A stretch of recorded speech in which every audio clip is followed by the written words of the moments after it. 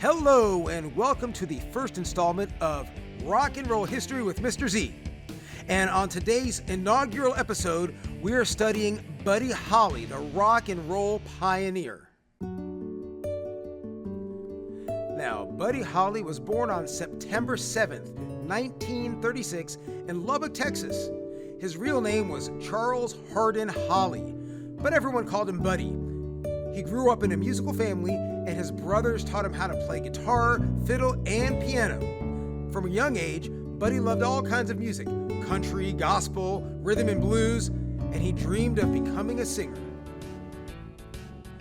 As a boy, Buddy performed with his family and friends at local events. He liked to mix different styles of music, something that made him stand out even when he was just a teenager. In high school, he formed a small band and played on local radio shows. People loved his upbeat energy and his clear, friendly voice. After hearing Elvis Presley perform in 1955, Buddy knew he wanted to play rock and roll. He started writing songs that had a country feel mixed with the new rock sound. Soon, Buddy formed a band called the Crickets with his friends Jerry Allison, Joe B. Malden, and Nikki Sullivan. In 1957, Buddy Holly and the Crickets recorded their first big hit, That'll Be the Day. The song shot to #1 on the charts. Not long after, they released more hits like Peggy Sue, Oh Boy, Maybe Baby, and Rave On.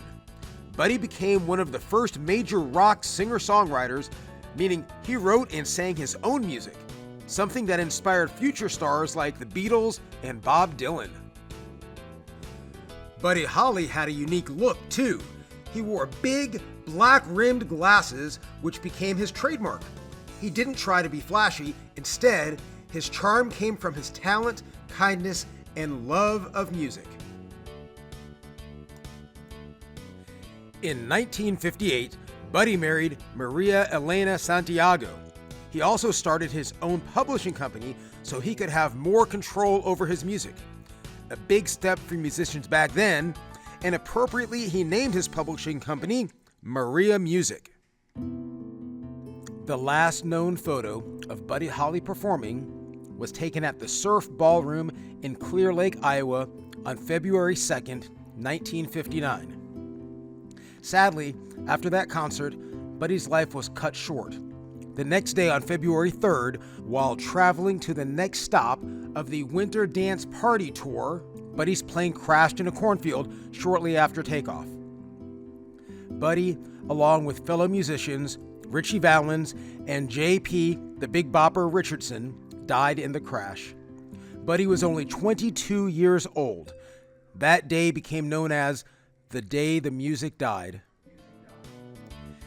Even though his career was cut short, Buddy Holly's impact on music was huge. He helped shape rock and roll into the sound we know today. Many artists, including the Beatles, the Rolling Stones, and Elton John, said Buddy inspired them to start their own bands. Buddy's songs are still played today, and his story reminds people that you can change the world, even if you don't have much time, when you follow your dreams with heart and creativity. Buddy Holly will always be remembered as a pioneer who helped rock and roll take flight. And if you enjoyed this first episode of Rock and Roll History with Mr. Z, please don't forget to like and subscribe.